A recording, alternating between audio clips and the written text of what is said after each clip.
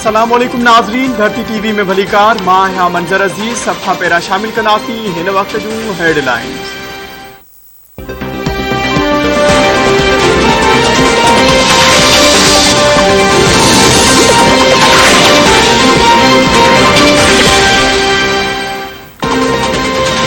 कराची के इलाके गुलिस्तान जोहर में धरती टीवी के डायरेक्टर न्यूज़ नसीर गोपांग और एंकर पर्सन ज़ोहिब काका ते हथियारबंदन जो कातलाणो हमले में बई सीनियर सहाफ़ी मौज़ाने नमूने महफूज रहा। हथियारबंदन सीनियर सहाफ़िन की गाड़ी ते हमलो कयो ऐं हथियार कढ़ी मथन फायरिंग की कोशिश कई। हमले जा CCTV फुटेज हथ अची वया।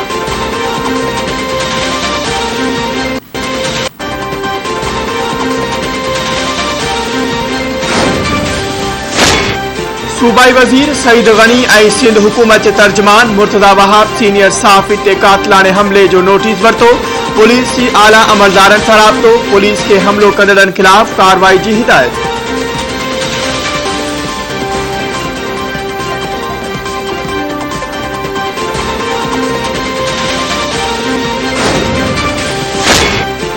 धरती टीवी न्यूज़ के डायरेक्टर न्यूज़ नसीर गोपांग और एंकर पर्सन ज़ोहिब काका ते कातलाने हमले खिलाफ सहाफ़ी तंजीमन में ताव पखिड़जी वियो। कराची प्रेस क्लब जो सदर फाजिल जमीली, ज़हीर मीरानी, गाजी झंडीर, इम्तियाज फारान, आजिज जमाली और लाला असद पारा वाक़े की मुज़म्मत। जवाबदारन के गिरफ्तार करे सहाफ़िन के तहफ़्फ़ुज़ फराहम करण जो मुतालबो। बी सूरत में सख्त एहतजाज जो चिताव। PTI कौमी असेंबली में वापस वजन ते गौर विचार शुरू कर दिनो। पेशावर में PTI के कोर कमेटी जो इजलास में इस्तीफ़ाउन बद ऐवान में वजन या न वजन बाबत गौर विचार कयो वियो। तहरीक इंसाफ जा इस्तीफ़ाउ ॾींदड़ मेंबर इस्तीफ़ाउन की तस्दीक लाइ कौमी असेंबली तलब। कौमी असेंबली सेक्रेटेरिएट तरफा लेटर जारी। कौमी असेंबली के तर्जमान मूजिब इस्तीफ़ाउ ॾींदड़ मेंबरन जो अंग 133 है। स्पीकर राजा परवेज अशरफ इस्तीफ़ाउ ॾींदड़ मेंबरन के इस्तीफ़ाउन लाइ 6 जून ते तलब करे वरितो। इमरान खान के भी इस्तीफ़ा की तस्दीक लाइ 6 जून ते सुबह 11 वगे तलब किया वियो। रोज़ाने की बुनियाद ते 30 मुस्तफ़ी मेंबर स्पीकर सां मुलाकात कंदा।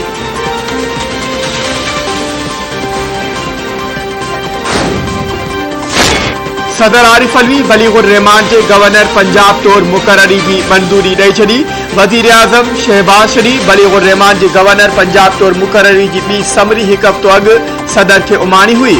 सदर पहिरियों ते गौर विचार लाइ वज़ीर आज़म के मोकिले छॾी हुई।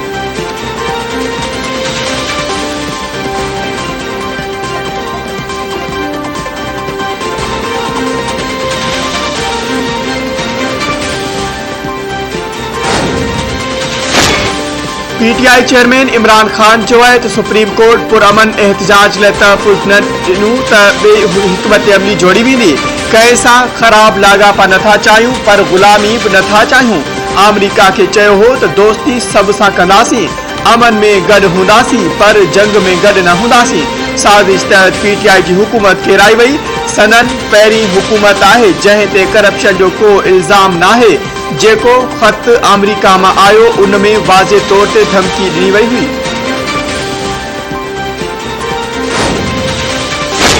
इमरान खान वाहिद पाकिस्तानी है जंहिं जा इसराइल सां खानदानी वास्ता आहिनि। मुस्लिम लीग नून जी नायब सदर मरियम नवाज जो इल्ज़ाम। संदसि चवण है तो कूड़ियों खबरूं, कूड़ी आलमी साजिश, कत्ल जो कूड़ो ड्रामो फेल थियण ऐं तारीख़ की सब खां वॾी नाकाम लॉन्ग मार्च खां पोइ हाण इसराइल वफ़द मोकिलण इमरान खान की हिकु ॿी साजिश है। इमरान खान पाकिस्तान के मुकाबले में यहूदी की चूड मुहिम हलाई।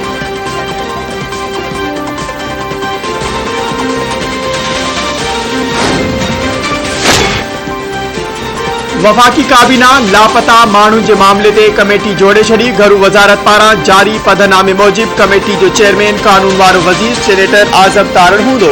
घरू वजीर राणा सरावला, मवासिलात वारो वजीर असद महमूद ऐं वफाकी वजीर शाजिया मरी कमेटी में मेंबर तौर शामिल हूंदा। दिफाई पैदावार जो वजीर इसरार तरीन, सेनेटर फैसल सब्जवारी ऐं आगा हसन बलोच कमेटी में शामिल हूंदा। नोटिफिकेशन मूजिब कमेटी सीनियर कानूनदानन, इंसानी हक़नि जे नुमाइंदन या कंहिं भी लाॻापियल शख्स का मदद वठी सके थी। पधनामे मूजिब लापता माण्हुनि बाबत जोड़ियल कमेटी पंहिंजी रिपोर्ट गौर लाइ काबीना के मोकिलींदी।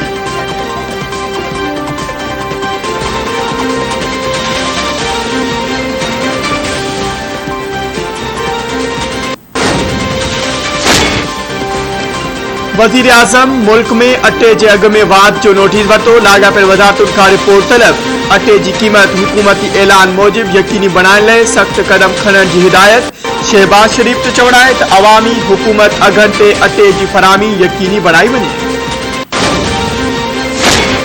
बिजली की क़ीमतुनि में 1 जुलाई खां फी यूनिट 8 रुपया मरहलेवार वाध जो इम्कान। तवानाई वारी वज़ारत जे ज़रियनि मूजिब बिजली की क़ीमतुनि में वाध बुनियादी टैरिफ क़ीमत में कयो वेंदो ऐं वाध जो फ़ैसिलो बिजली फराहम कंदड़ 10 कंपनियुनि जी दरख़्वास्तुनि ते नेपरा जे फ़ैसिलनि बैदि थींदो। फ़ैसिले बैदि वफ़ाक़ी हुकूमत टारगेट सब्सिडी जो भी फ़ैसिलो कंदी। ज़रियनि मूजिब फ्यूल प्राइस, महांगे डॉलर, गर्दिशी कर्ज़नि ऐं कंपनियुनि जे नुक़साननि सबबि बिजली महांगी थींदी। क़ीमतुनि में वाध मरहलेवार थींदी।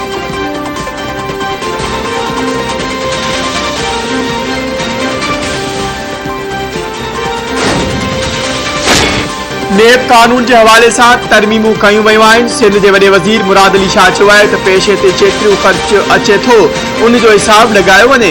सभिनी जो केतिरो ख़र्च बणिजे थो। कराची में पुलिस ऑफिसरनि ते तशद्दुद थियो। पुलिस वैन के नुक़सान ॾेई साड़ियो वियो। पीटीआई के एहतजाज करणो हो त पहिरियां जगह जो तयन करे हा। कंहिंखे पुरअमन एहतजाज करणो आहे त दरवाज़ा खुलियल आहिनि।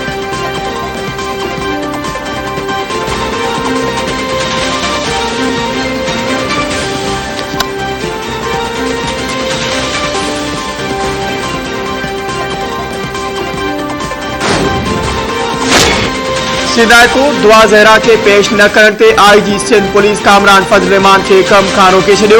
कराची में लापता थी परणु कंदड़ नारी निमरा काज़मी के पुलिस अदालत में पेश करे छॾियो।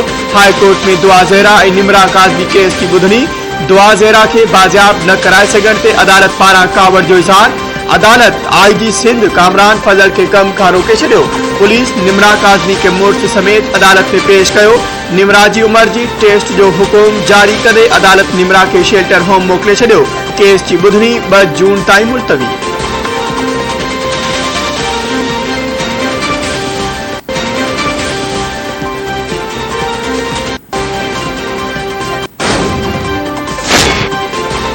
खैबर पख्तूनख्वा के वॾे वज़ीर महमूद खान पीटीआई के ईंदड़ मार्च के सॾ ते सूबे की फोर्स इस्तेमाल करण की धमकी ॾेई छॾी। सदस्य चवण आहे त इम्पोर्टेड हुकूमत जेको कयो आहे उन जो फलाद ज़रूर वरितो वेंदो। इमरान खान लॉन्ग मार्च की ॿीहर काल ॾींदो त केपी की फोर्स इस्तेमाल कई वेंदी। वज़ीर आज़म 24 कलाकनि में अटे की क़ीमत घटि करण जो अल्टीमेटम ॾिए थो पर हू वज़ीर आज़म के अल्टीमेटम ॾिए थो त पंहिंजो हक़ खसे वरितो वेंदो।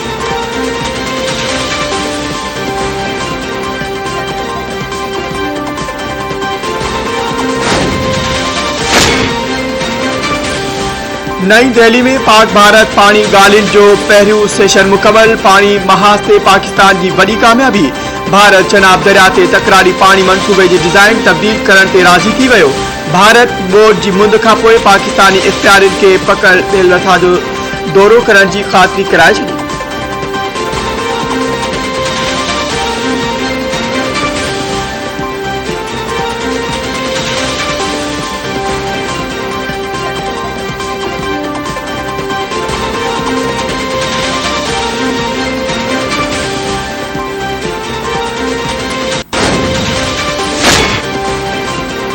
सिंध के पार्लियामानी पार्टियुनि सूबे में मकानी इदारनि जूं चूंडूं रोकराइण लाइ इलेक्शन कमीशन के ख़त लिखी छॾियो।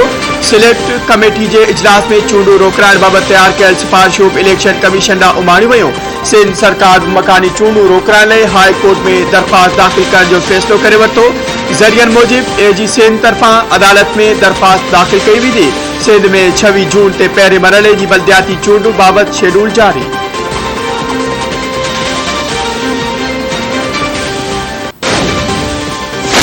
इरसा 1991 ठा तहत सिंध के हिस्से जो पानी ॾियण में नाकाम रहियो। सूबाई वज़ीर शर्जील मेमन चयो आहे सिंध जा हारी पानी बहरान के मुंहुं ॾेई रहिया आहिनि। वॾे वज़ीर ऐं आबपाशी खाते वारे वज़ीर पानी जो मसलो वफ़ाक़ अॻियां उथारियो आहे। वज़ीर आज़म मुदाख़लत करे सिंध के हिस्से जो पानी मिली सघे थो।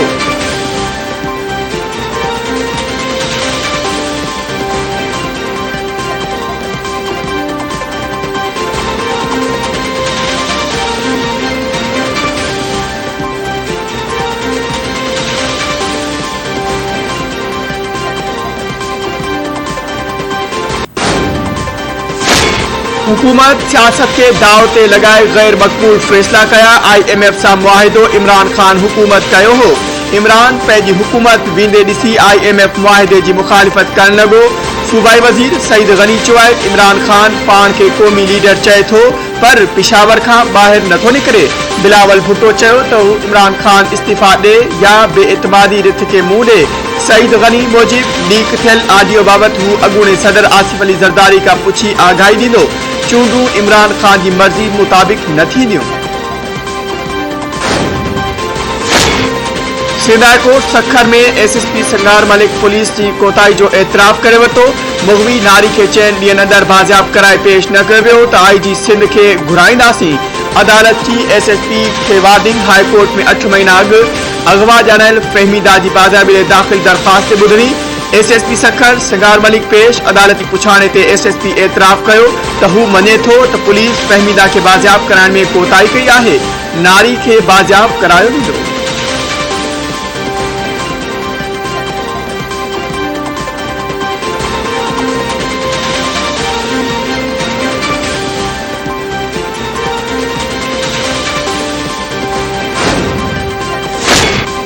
पिशावर कोर हेडक्वार्टर में फौजी जवानन में एजाज बिराहन की तकरीब। ISPR मूजिब कोर कमांडर पिशावर जनरल फैज़ हमीद तकरीब जो खास मेहमान हो।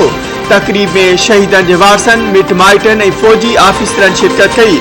15 आफिसरन के तमगा इम्तियाज मिलिट्री के एजाज से नवाजो वो। 43 शहीदन के तमगा बसालत से नवाजो वो।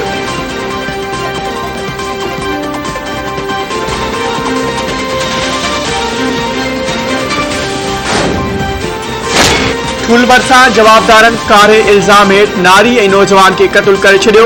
ए सेक्शन थाने जे हद गोठ मीरन खोसो में जवाबदारन बंदूक जा फायर करे अब्दुल्ला खोसो और नारी सुगरा खोसो के कत्ल करे छड़ियो।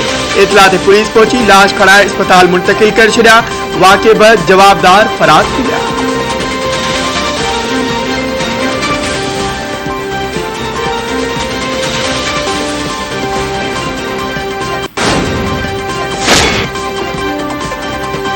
मेहर जी भुट्टा कॉलोनी में जमाली बिरादरी की ॿिनि धुन में तकरार था फायरिंग नींगर कत्ल। पी जख्मी गोलियों लगत 15 वरे जो सागर जमाली थड़े ते मारिजी वियो। सिकंदर जमाली मर्निंग गड़की जोगी हालत में लाड़काने अस्पताल मुंतकिल। मकतूल जे वारसन मूजिब संगावती तकरार था जवाबदार शहजादो जमाली सुबह सवेर घर से हमलो करे हथियारन जा मुंह खोले छड़िया।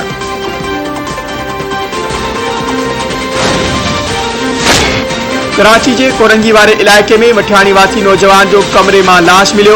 सज्जाद अली मशहूरी कराची के अख्तर गारमेंट फैक्ट्री में कम कंदो हो। चकरा गोठ में सनस रिहाइश वाले कमरे में लाश मिलो। इतला ते नौजवान के घर में कोहराम मची वो। सज्जाद जा माइट मड़ खणण लाइ कराची पहुंची विया।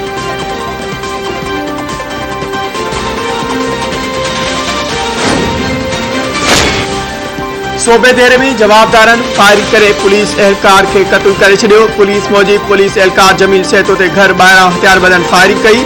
फायरिंग में जख्मी थियल पुलिस एहलकार अस्पताल नियदे रस्ते में ही जख्मन जा सूर न सदे दम ॾेई छॾियो।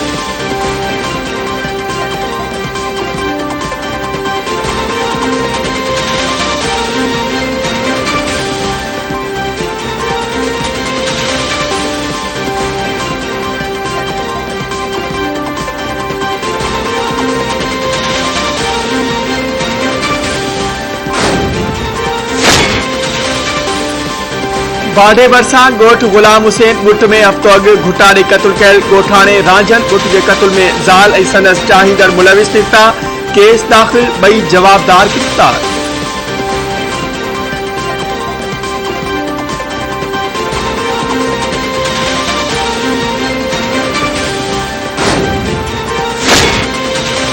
खैरपुर जिले में गैस्ट्रो ते ज़ाब्तो न आयो। 24 कलाकनि दौरान वधीक 4 बार अस्पतालुनि भेड़ा। सरकारी अस्पताल जा बिस्तरा गैस्ट्रो मरीजन तां भरिजी विया। सहूलतन जी अणहू।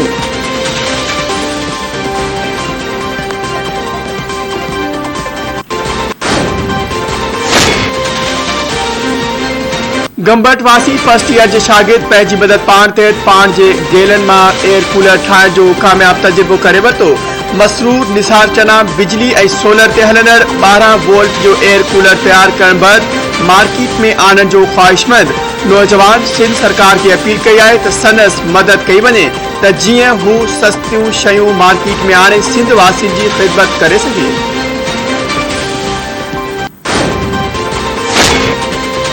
पाकिस्तान में इंटरनेशनल क्रिकेट की बहाली में भरपूर किरदार अदा करते पेशावर ज़ल्मी जी अगूणे कप्तान कोच डेरिन सेमी के सितारे पाकिस्तान एवार्ड से नवाजे वो।